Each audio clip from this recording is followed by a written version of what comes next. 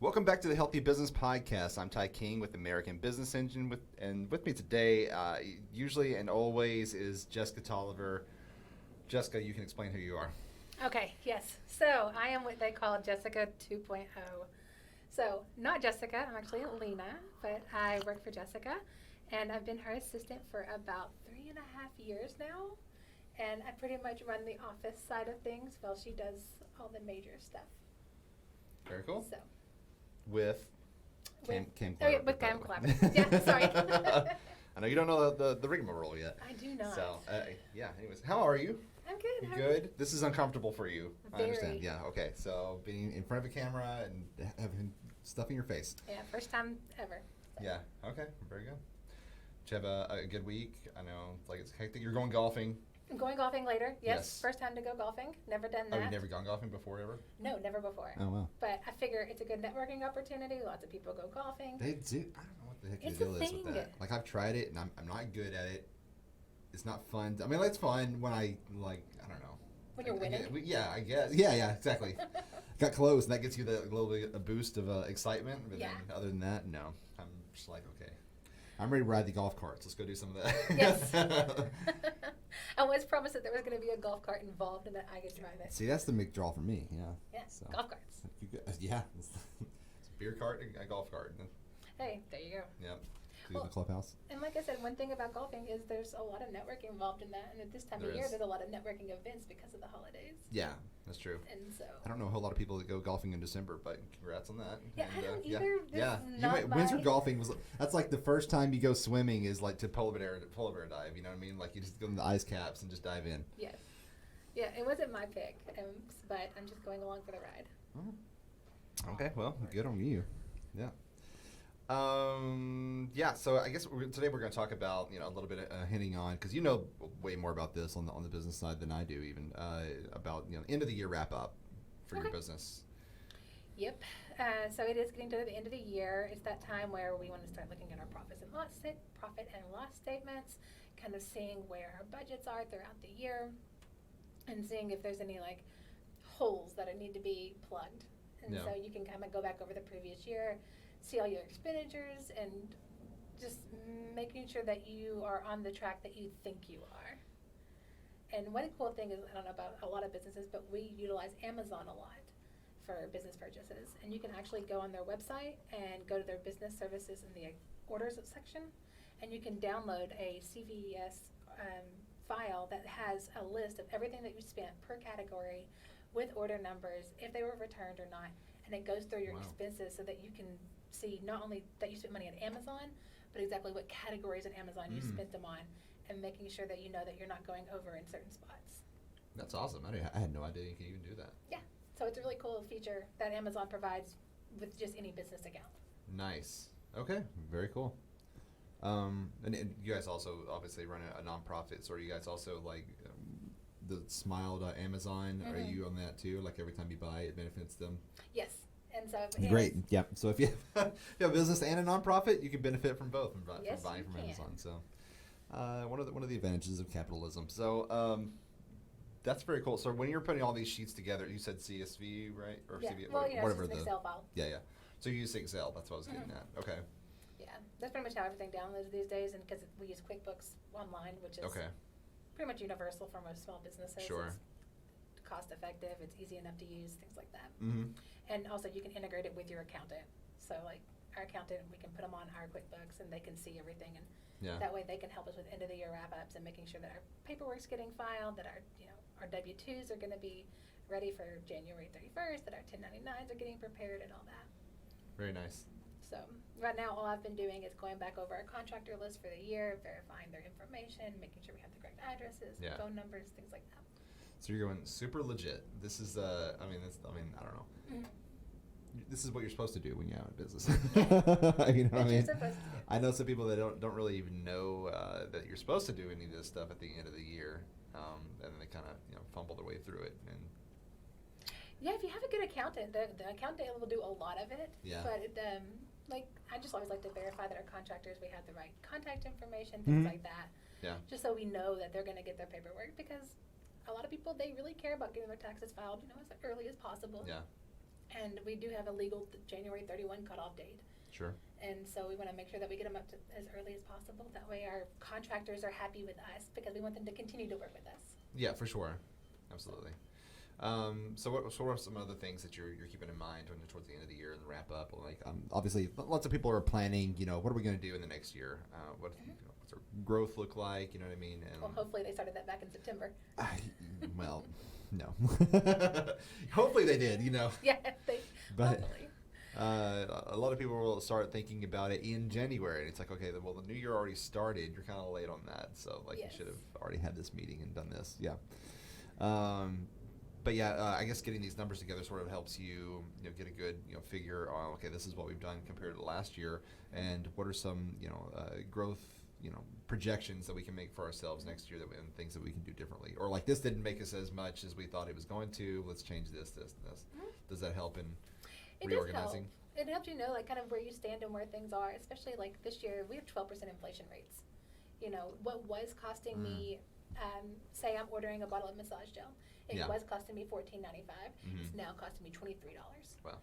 So do I need to adjust my prices for my clients throughout the year? Like, we are taking a rate increase this year for our clients, Yeah. to accommodate for inflation and the fact that, our therapist now has an additional 150 hours of education behind her that she invested in this year. And so it's worth it for her to go ahead and go to her clients with a rate increase. Now we let them know plenty ahead of time. We have them prepare for it, and then we send out a letter. We send out a reminder letter as well, and we do things like that so that we know in the coming year, even with inflation, we're going to be okay. Very cool. Yeah, that's a good point. Like, I don't know, a simpleton like me, I'm like, I understand that inflation happens, especially in the restaurant industry. It's evident every time you go there, the prices are jacked up, but the pay rate for like standard your minimum hourly wage, you know what I mean, has not gone up. It's kind of strange. But anyways, that's just how our economy works. But I never thought that it was actually going to affect things like, for massage therapists, your massage oils, and that's why they have to, elevate their rates. Makes perfect sense now that you explain that. But like, I think probably, I don't know. Sometimes I feel like the old man that was like, back in my day, we could go 25 cents to the store and get 50 pieces of candy. And like, it's Yes. like, well, that changes, you know what I mean, because of the way the economy is run. And we're in a competitive job market. Yes. Right now, if we're not paying our therapists what Yeah. they want to be paid, Right. then they can easily get a job somewhere else. Mhm. And we want to keep our therapists where we are because we've already invested our time, money, effort, and energy into them. We know them. Our clients know them. And it's hard to bring on new people and encourage them to know your practices, to know your procedures. Right. And that's a waste of time and effort and money. Am I really going to invest in a whole new person when I can just continue to invest in someone that's already have a proven success record? Yeah. So that's why we want to keep up with our rates so that we can continue to pay our therapist a good rate and they want to stay with us. For sure. And I guess as you are having to take, a rate increases on your packages and everything, have you seen like a difference in your clientele? Like, it's like the demographics, so like the tax bracket that they're in. Does that have to change, or is it pretty consistently the same customers you've been serving? You've been here for 3 years, right? Yeah. So actually, we've been in this space for 3 years, but Yeah. we've been in the building for 7. Yeah. So we I'm were just saying across the hall. you've been with. Oh, yeah, I've been yes. mechanic. Yeah. So you've been here long enough to see some changes. Yeah, definitely. We're a little bit different than a traditional massage therapy place in that we're pretty therapeutic, and our clients tend to be repeat customers. And we do have a specific demographic that we go over, and it is upper middle class. They Sure. invest in their health and wellness. They understand the importance of preventative medicine and things like that, and that's what massage is. And also Right. the other services that we offer. We want you to come do yoga in between your massage sessions. We want you to come and see our dietitians and talk about your health and Yeah. things like that. We want you to go with a physical therapist and develop an exercise regimen. And then that way, they continue to invest in their health, and because they see that there's proven success from it, they don't mind the rate increases as much. And that's why we have a pretty loyal clientele base. Right. And so most of our new clients are referrals anyways, and they know kind of what to expect and what they're walking into. Mm-hmm. And so for us, cost-wise, it's not a huge deal to take a little bit of a rate increase because they understand the value of what they're getting. Right. So not that that's not the case for everyone. A lot of times massage is seen as a luxury, things like that. And people, they do sometimes back burner their health in exchange for money. And, that is going to happen with some of our clients for sure. but hopefully not the majority. Yeah, for sure. You're much better at this than I am. You're much better at speaking and projecting your and sounding much more professional than I am. I don't know, Jessica's usually on here. The other Jessica side of you, yes. We go off the rails and talk about all kinds of crazy things. So you're keeping it on task. Good job. You're doing great. Working on it. Yeah, working on it. Yeah, another thing, I guess that towards the end of the year, you're starting thinking about like what are some things that we've done that we could have done better, or what are some other things that we haven't even like dabbled in yet.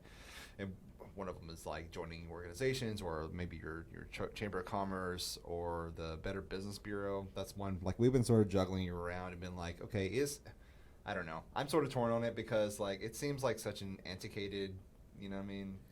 I'm with you on the Better Business Bureau. We've actually been getting our own phone calls from them, and I said no, thank you. It's not something people use anymore. I don't see they use it as a metric for a company that they want to go with. Especially now that we have Google reviews and people want to know what people say. Mm-hmm. Anyone can pay to be on the Better Business Bureau. Yeah. But you can't pay for a good Google review. And not an honest one. You can. Well, yeah, you can. You can pay me for a good Google review anytime if you have enough money. I'm glad to give you a great one. Yes, but like a real one. And word of mouth is just so important, especially Little Rock's a little different. We're in a bubble. Everyone knows everyone. Oh, yeah, for sure. And so... That's true, and that's why I try to get as many people reviewing our client sites and everything too, because I mean, like you're right, it's a bubble. Everybody sees each other, everybody knows each other, and if you go through there, start reading the reviews of a company you're thinking about doing business with, and you see somebody and they gave a 5 stars, you're like, oh, okay, well that makes you trust them that much more. You know what I mean? More likely to use that service. Well, yeah, and people all the time they're like, okay, so why do I use who I use for pest control? Because my grandpa told me to. Yeah. Oh yeah. And my grandpa already did the work. He went through, he looked through all the people, he decided this was the best company, and he told me. And now when people ask me for my recommendations on a pest control company, I'm going to say, well, my grandpa says, use this guy. Yeah. And they're like, oh, yeah, your grandpa said? I'm like, yeah, he knows what he's talking about. Grandpa's not going to recommend some garbage to you. Yeah, I mean, he's got the time, the effort, the energy to put into figuring out who's the best. And so right. He already did it. Yeah, so for sure. why do I have to? Yeah, exactly, yeah. And it's kind of like the importance of, being in the BNI and things like that, and leads groups and chamber groups, and getting to know people is, when I go to say hey, do you know anyone who does auto care? Yeah. And you're like, oh yeah, I know this guy, I've worked with him, he's honest, he's sweet, he's kind, he does the thing. Right. That's what I want to know. Anyone can put a new air filter in my car. Yeah, for sure. But I want to make sure that I'm going with someone who is nice and kind, and they help in the community. It's going to be a good experience when you do all this, dealing with them. Yeah. And I'm not going to be feeling like I'm gypped, even if I'm not getting gypped. Yeah. Because I just don't know enough about cars to know what's a good deal or not. But if I can trust the guy, then I can trust the work. For sure. I think another problem with like the BNI groups, which I've been to several of them. You know what I mean? It's like you have a certain amount, you have a quota to fill, you have to bring so many leads, and so somebody's saying, hey, I'm looking for car companies to, get connected with anybody that, that owns any car dealerships in the area, and they'll be like, oh, okay, well, they just, Google something real quick, and they just hand you over, here's the name and that. I was like, that's all it gave you was a name and a number and address that they just pulled off of Google. They don't know this person personally, but, like, that fills their quota that they gave you a lead, and so, like, you get these bunk leads, and so you don't even know it. Like, they did the minimal amount of work that you could have done yourself. There's some of it that isn't always the best option, but but even networking is important. It is. No, for sure it is. And getting to know people and doing that part, that's the part that I trust and like. Is like shout out to Mac Mechanical. They have been amazing. Everyone I've ever sent to them, they have been on the ball. They have gone out of their way to make sure that the client's taken care of. And so I feel confident saying, hey, I met them in BNI. They were great people. Sure. The guy was super nice. Yeah. And he's always come through for anyone that I've ever sent his way. Yes. So I do like that part of getting to know people. No, for sure. Yeah, it is important. And I think I'm just trying to make a point that I guess, whenever you hear about these groups, and it sounds great, right, when they sell you on it. When they sell you on joining the group, you're going to get all these leads, and we're going to provide you all these great, you're going to grow your business tenfold in 2 months. You know what I mean? That type of thing. But there are some negatives. I just always like to make people aware before they join. It's like, hey, there are some things that aren't going to add up to anything of value for you, and you just gotta, I don't know. It takes time to gain those skills of just like cutting through and knowing who to trust. Their recommendations. And pursuing after you give somebody cold calls to somebody. They're like, who?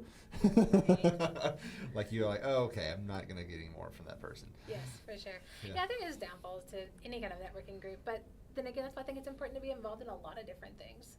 And you know, this time of year is perfect. I mean, there's Christmas events happening. Oh my God. All over. I think 3 nights a week. I have things that I could be going to, and just getting to know people, and then finding the people that you click with, and for sure going from there. And yeah, you can walk in just about any building right now and run into somebody's Christmas party. Yes. Just act like you belong there, put a name tag on, and walk around and talk to people. Like, yeah, I'm here. Yeah, enjoy the cheese tray. Yes, there's always cheese. There's always cheese trays. Speaking of, we had the event last week. What'd you think about it? Okay, yeah, the neighborhood business appreciation event. I would think it went pretty well. Lots of good vendors came out. It was good. The great shout out to the building for allowing us to use the atrium space. It was beautiful. Oh yeah, for sure. And they allowed us to use the tables and everything like that. So thank you, 400 West Capitol. We appreciate you. Thank you to all the children that helped us set it up that morning too. So, the army of children we had. Yes, that's the best part of having kids. Oh, I know, you can wait to. It's called voluntold. Yeah. I voluntold him that he was going to be helping. Or else you're grounded. Yeah. I was like, "You want me to pay that phone bill this month?" And he was like, "Yeah, I do." I was like, "I'm going to really need you to haul some tables." Just like, yeah, I got a job for you. So. Yeah, I think it turned out pretty well. Surprising, you know what I mean, I guess the turnout, we had quite a few people there, you know what I mean? Could have been more, but I think it's just a weird time of year, and like, I don't know, it was so strange. Like, people were getting off the elevator. We sent people up there to try to, you know, corral people off the elevators. They were getting off work. They're like, hey, I'm tired, but some of them came down and did it anyway. There were some people that were coming in off the street, though. They were just like, hey, what is this? I have this one kid, I don't know, he was probably maybe 18 years old, maybe, I don't know. He's like, hey man, what's going on in there? And I was like, oh, it's just a bunch of free stuff for you to go enjoy. Why don't you go ahead head in there, go talk to everybody. He's like, oh really? Oh, cool. And then I met up with him later, and he had like a full bag full of stuff. And I was like, okay, did you see anything that was of value? Did you learn anything from any of these people? And he was like, oh yeah, a ton. He's I'm gonna get in contact with a lot of these people. I was like, okay, great. Well, that's what it's there for. And I think once the vendors started talking to each other, that's when it really kicked off, as far as like a huge value for everybody that was there. Oh yeah, for sure. There were several that I've never met before. Some of the people from Orange Theory, even though we've hosted some events for them before, but I never met, you know, those like Liv was awesome, and Jack and Diane's Boutique, and some of those people. Anyways, they ended up coming to my leads group on Wednesday because I met them there, and I was like, hey, we're having a Christmas party for our leads group. You guys can show up, just talk about your thing, win surprises, whatever, eat breakfast with us, whatever. So yeah, it was a good connection, and I mean, like, even, you know, we were approached by, you know, somebody about doing some work for their websites too. So I was like, oh, that's good. Oh, awesome. Yeah. Yeah, I think that's one of the most important parts too, is like when you are doing events and things like that, that you leave your booth. That you go and you talk to people, that you interact and you do the thing. So many people, they go to these events and they just kind of pigeonhole themselves. And especially if you're a small business and you're trying to grow, it's so important to be out there. And like one of my go-to moves is, hi, I'm Lena. Yes. You know, and just in there all the time, blah, blah, blah. Yeah. And Jessica, the real Jessica, she loves it when I go, hey, I'm Lena, Jessica blah, blah, blah. 1.0, This is Jessica, and she's going to tell you the rest. Yes. And so, because she's not great at the whole jumping into the introduction part, but I don't mind that part. Yeah. And so I'll be like, I'm so-and-so, blah, blah, blah. Here's Jessica to explain the details. Yep. And that's why I like having a two-partner team as well, especially at events. Yeah. Is because we all are better at different parts of things. And she can definitely nail down details and explain things in a way that I don't always catch. Right.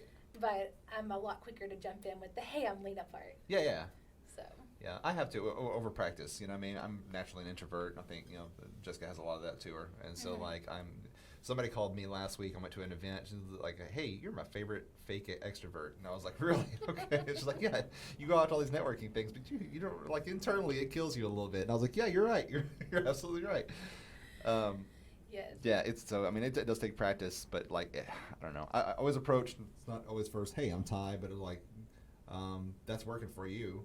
So it's not gonna be the same for everybody. Oh, for sure. For me, I'll walk up and like, I don't know, listen for a minute, or like, I take note. I'm like Sherlock Holmes. I'm just sitting there like studying what they're wearing, what they're talking about, and then I'll make a joke about something that I think that they might like or find funny. You know what I mean? And then that gets the conversation started. and then jump off from there. But crazy. Like last week, we went to or actually it was this week. God, this time bubbles. We went to a building that opened up in North Little Rock that we had no idea what it even was. It was like some real estate company or brokerage. I don't even know. I'm not like 100% sure what we went to, but it was an 8-story building where the second floor was like a lot of banks and stuff like that. But the second floor had 27 golf courses. Yay! But it's not an entertainment center. Those were there for the employees. Oh. Yeah. Interesting. Yeah. So we took a tour of all those, and like they had a full wet bar in the center of every floor of second and third floor. Are they hiring? Right? Yeah. But yeah, and like was it shuffleboard? Anyways, so I guess they were trying to take like the Google approach of like providing a lot of games and stuff like that for their employees. Or like, I don't know. If it works for them, it works for them. If it does, it does. I'm a fan of that. I'm a huge fan of the whole work-life balance, especially like you said, this time of year, time's so crazy. Yes. You know, like my kids have 36 Christmas parties to go to. Right. I got Secret Santas to buy for 9 kids I don't know. Right. My 11 nephews and nieces want things, and you're baking holiday cookies until 11 o'clock sometimes. And so it's nice to be able to be like, yeah, I was up too late baking cookies. I'm going to be in at 10. Yeah. Yeah. You know? Or like I came in early today so I could go golfing. So, yeah. I think having it's that nice to have balance that autonomy, being able to move around, but like who you're working with is also understands.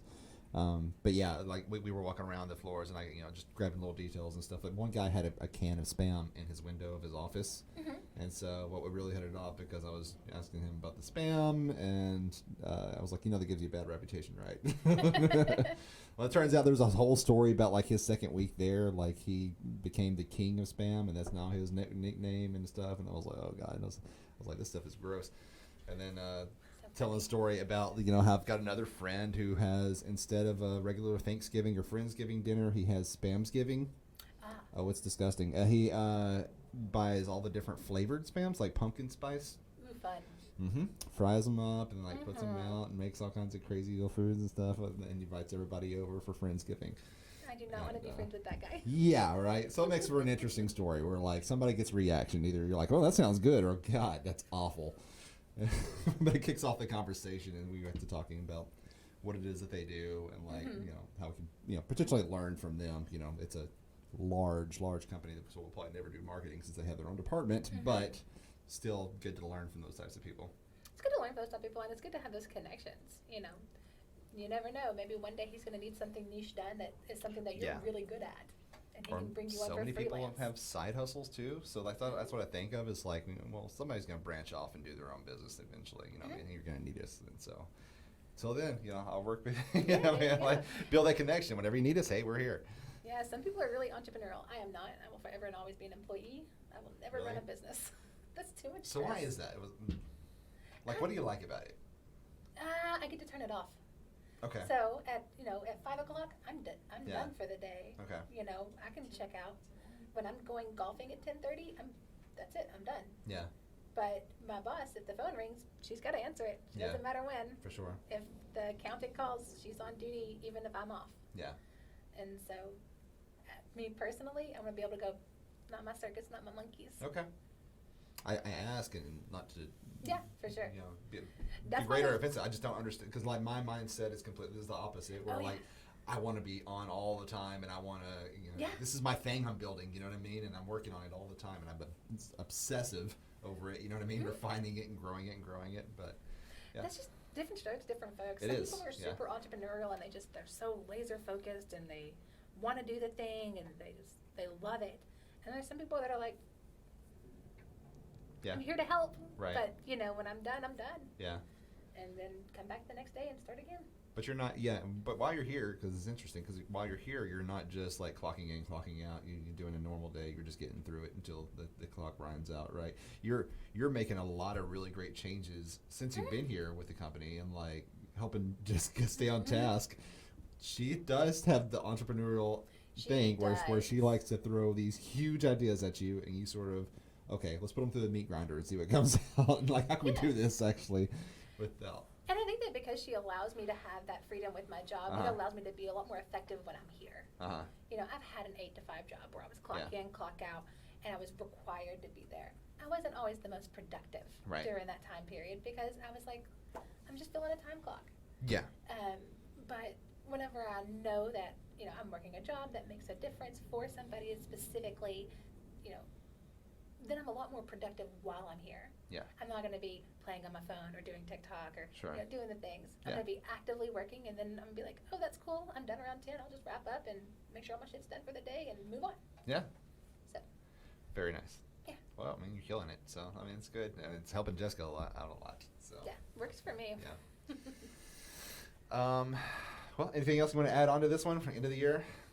I know we're going to get you out of here so you can go to golf. Oh, yeah. No.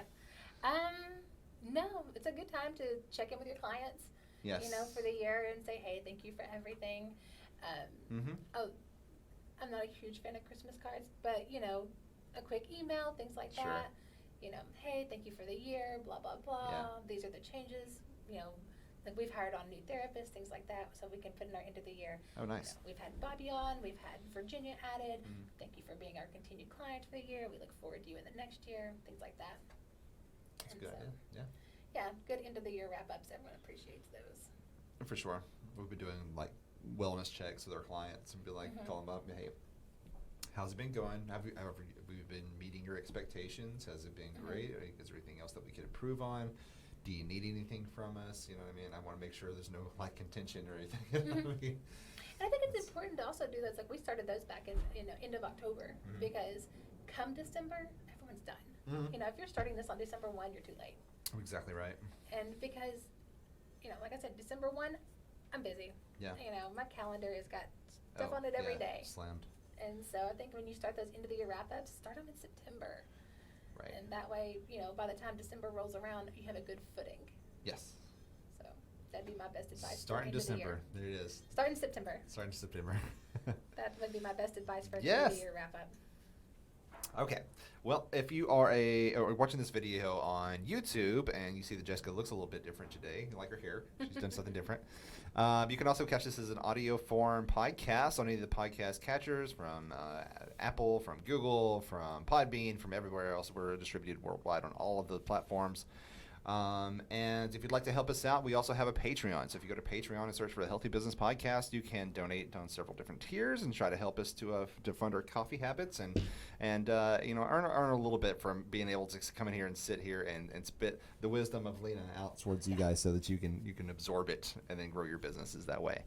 Well, Lena, you're very great at communicating. I'm bad at communicating. I get caught up in my head before I say something, and then I stumble over my words. But you're doing great. Like it's just automatic. I'm asking you questions I didn't even prepare you for, and you have an answer. Well, thank you. It's amazing. Yeah, you did great. Okay, are you gonna start doing this regularly now? Think about it. Just think about it. I'll think about it. All right, for the new year, New Year's resolutions. Yeah, maybe. Well, until next time, you want to say bye? All right. Bye, everybody. All right, and keep your business healthy.